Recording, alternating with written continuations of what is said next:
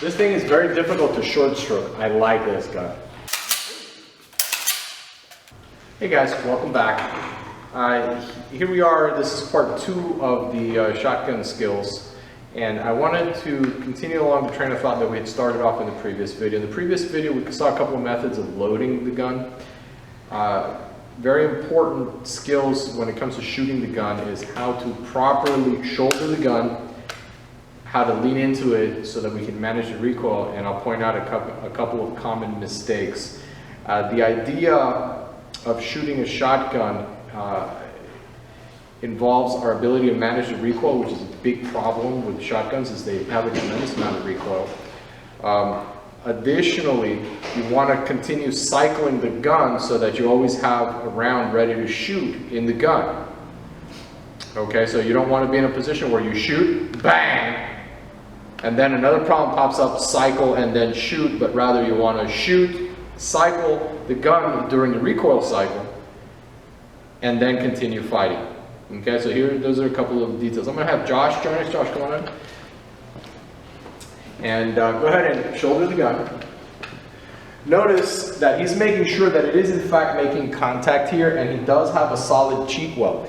This is extremely important. A common mistake that a lot of people do is that they leave a gap here, and then when the gun shoots, it bounces into them, and it's a hard impact. It is very painful.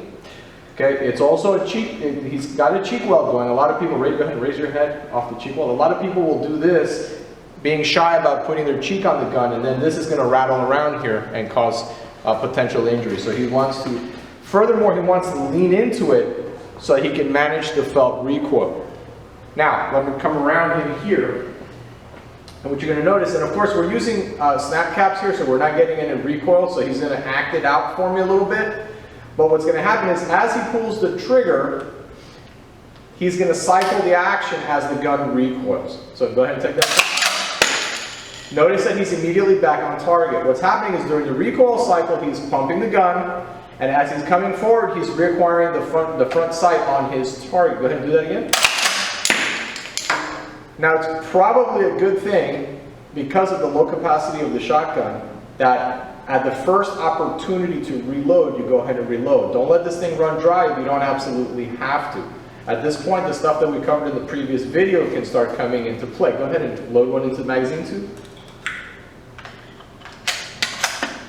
Okay, he shot, how many times? He shot twice, so we'll go ahead and load another round.